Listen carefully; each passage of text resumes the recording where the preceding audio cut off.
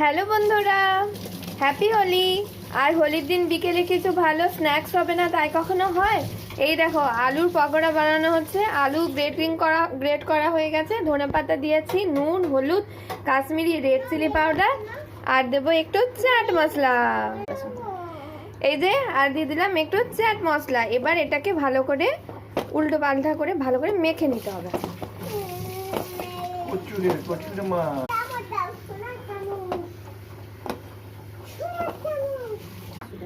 আর এই যে, আর দিয়ে দিয়েছি একটু বেসন। এবার এটাকে ভালো করে ফাটিয়ে নিতে হবে। এইটার মধ্যে কিন্তু কোনো জল পড়বে না, ঠিক আছে? একদম বিনা জলে একটু টাইট টাইট করে এটাকে মাখতে হবে। আর একটুখানি, এটা কিন্তু একদম জল জলই রয়েছে, একটু টাইট করতে হবে, তাই তো? তাহলে আর একটু বেসন দাও। আর এবার দিলাম একটু খাবার সোডা। ভাবি আর একটু বেসন দাও।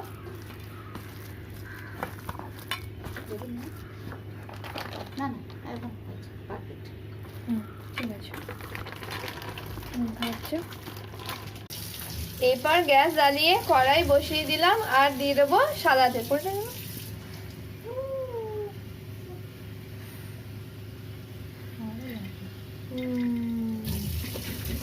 সাদা তেল দিয়ে দিলাম। এই যে তেল হয়ে গেছে। এটা একটু লঙ্কা ছাড়া আমার ছোট্ট ঐশুর জন্য বানানো হচ্ছে। এই যে তেলে একদম ভাজা হতে, এবার একটা দিক উল্টিয়ে নেবো। দেখো কি সুন্দর লাগছে, একদম এটা পুরো লাল লাল হবে, তারপরেই তুলবো।